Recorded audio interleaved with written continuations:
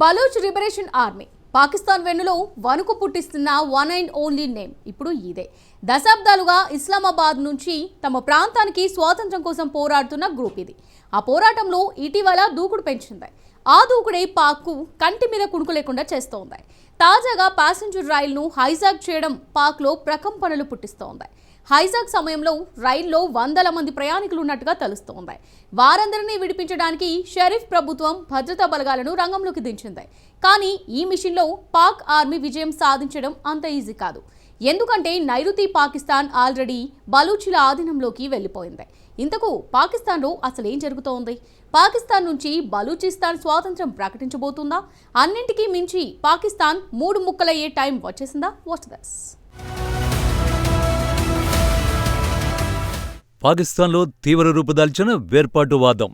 రైలును హైజాక్ చేసిన Baloch liberation army Balochistan స్వాతంత్ర్యం ప్రకటించుకోబోతోందా?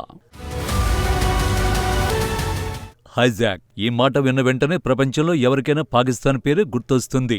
ఎందుకంటే ఎన్నో విమానాలను హైజాక్ చేసిన హిస్టరీ ఆ దేశానిది. పేరుకు ఉగ్రవాదులేనని చెప్పిన చాలా విమానాల హైజాక్స్ వెనుక ఆ దేశ ప్రభుత్వమే ఉందన్నది బహిరంగ రహస్యం. అలాంటి పాకిస్తాన్ ఇప్పుడు హైజాక్ అనే సింగిల్ వర్డ్ వణికించేస్తోంది. అందుకు కారణం ఆ దేశంలో రైలుని హైజాక్ చేయడమే. అవును, జాఫర్ ఎక్స్ప్రెస్ హైజాక్ కు గురవడం పాకిస్తాన్లో ప్రకంపనలు రేపుతోంది.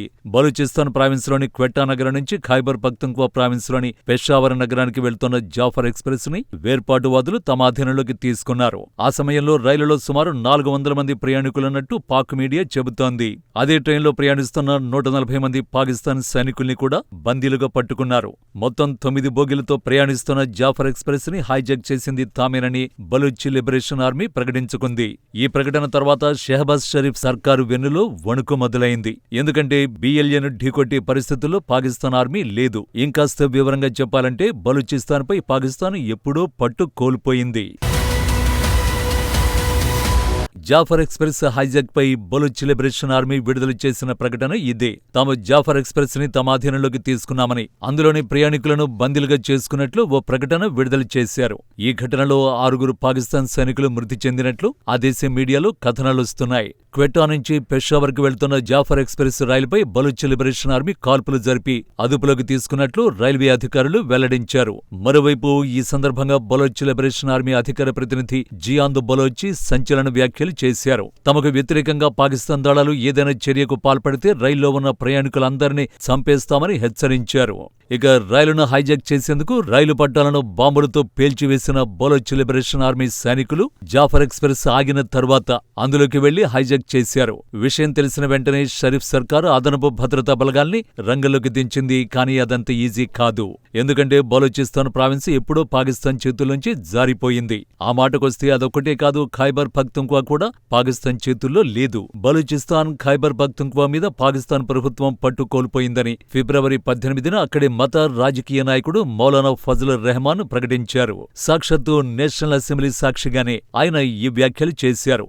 అక్కడి పరిస్థితికి సర్కారు సైన్యంతో పాటు ఐఎస్ఐ కూడా కారణమేనని ఆయన అన్నారు. ఇటీవలి కాలంలో బలూచ్ ఉద్యమం ఊపందుకుంది. కొద్ది కాలం క్రితమే ఐక్యరాజ్య సమితి కార్యాలయం ఎదుట బలూచ్ హ్యూమన్ రైట్స్ కౌన్సిల్ ప్రదర్శన నిర్వహించిన సందర్భంగా దాని నాయకుడు రజక్ బలోచ్ చెప్పిన మాటలు ప్రపంచం దృష్టిని ఆకర్షించాయి. పాకిస్తాన్ ఒక విఫల రాజ్యమని, అది బలూచిస్తాన్, సింధ్, ఆక్రమిత కశ్మీర్ సంపదను అడ్డంగా దోపిడీ చేస్తూ బతికీడుస్తోందని ఆరోపించారు. దీనికి చైనా తోడై పాకిస్తాన్ సైన్యానికి శిక్షణనిచ్చి తన కనుసన్నల్లో ఉంచుకుందని ఆరోపించారు. పాక్ చైనాలను బలూచిస్తాన్ నుంచి తరిమేయడమే తమ లక్ష్యమని అన్నారు. ఇప్పుడు ఆ దిశగానే బలూచ్ లిబరేషన్ ఆర్మీ దాడులు పెంచింది. ఇటీవల బలూచిస్తాన్లో పాకిస్తాన్కు వ్యతిరేకంగా పనిచేస్తున్న వేర్పాటువాద గ్రూపులన్నీ విలీనమయ్యాయి. ఐకమత్యంతో మిలిటరీగా ఏర్పడి పోరాటం కొనసాగించాలని నిర్ణయించాయి. కొత్తగా ఏర్పాటైన కూటమికి బలూచ్ రాజీ అజోయ్ సంగర్గా పేరును పెట్టాయి. బలూచిస్తాన్, సింధు వేర్పాటువాద గ్రూపుల మధ్య 3 రోజుల ఉమ్మడి సమావేశం జరిగింది. ఈ సమావేశంలోనే సంచలన నిర్ణయం తీసుకున్నారు. బలూచిస్తాన్లో పాగా వేసిన చైనా పాకును తరిమేయడమే తమ లక్ష్యమని కొత్త కూటమి BRAS ప్రకటించింది. అందుకు అవసరమైన సైనిక వ్యూహాలను పూర్తిగా మార్పులు చేయడంపై దృష్టి సారిస్తున్నట్టు వేర్పాటువాద కూటమి వెల్లడించింది. నిజానికి బలూచిస్తాన్ సైనిక కూటమి ప్రతిపాదనలు 2018లోనే వచ్చాయి, కానీ గ్రూపులన్నీ ఏకం కాలేకపోయాయి. ఇదే పాకిస్తాన్కు అనుకూలంగా మారింది. బలూచి వేర్పాటువాదులపై పాక్ ఆర్మీ ఉక్కుపాదాన్ని మోపేందుకు యత్నించింది. ఈ విషయాన్ని ఆలస్యంగా అయిన వేర్పాటువాద గ్రూపులు గుర్తించే చివరికి చేతులు కలిపే ఆ కూటమే ఇప్పుడు పాకిస్తాన్ను ధ్వంసం చేస్తోంది. పాకిస్తాన్ ఏర్పాటు తర్వాత స్వతంత్రంగా ఉన్న బలూచిస్తాన్ని 1948లో తనలో కలుపుకుంది. అప్పటినుంచి అక్కడి బలూచి ప్రజలు బలూచ్ లిబరేషన్ ఫ్రంట్ పేరుతో పాక్ ప్రభుత్వానికి వ్యతిరేకంగా పోరాటాలు జరుపుతోంది. బలూచిస్తాన్లో తీవ్ర మానవ హక్కుల ఉల్లంఘనలకు పాల్పడింది పాక్ ప్రభుత్వం. తమకు ఎదురు తిరిగిన వాళ్ల ఆచూకీ లేకుండా చేసింది. ఇవన్నీ సరిపోవన్నట్టుగా జైష్ అల్ ఆదిల్ లాంటి లెక్కకు మించిన ఉగ్రవాద సంస్థల్ని బలూచిస్తాన్లో పెంచి పోషిస్తోంది. దీంతో ఆ ప్రాంతంలో ప్రశాంతత అనే పదమే వినిపించని పరిస్థితి ఏర్పడింది. ఫలితంగా తమపై సీతకనేసిన పాక్ సర్కారుపై తీవ్ర వ్యతిరేకత పెంచుకున్న బలూచి ప్రజలు మరింతగా ఎదురు తిరగడం మొదలుపెట్టారు. ఆ పోరాటం ఇప్పుడు పతాక స్థాయికి చేరుకుంది.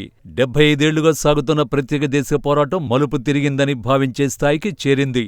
బలూచిస్తాన్తో పాటు ఖైబర్ పఖ్తుంఖ్వా, గిల్గిట్ బాల్టిస్తాన్, పాక్ ఆక్రమిత కశ్మీర్ ప్రాంతాలు కూడా ఇస్లామాబాద్పై పోరాటంలో యాక్షన్ మార్చేశాయి. ఈ పరిణామాలే పాకిస్తాన్ ముక్కలు చేయబోతున్నట్టు కనిపిస్తోంది. చూస్తుంటే పాక్ ఆక్రమిత కశ్మీర్ మనదయ్యే సమయం కూడా వచ్చినట్టే కనిపిస్తోంది.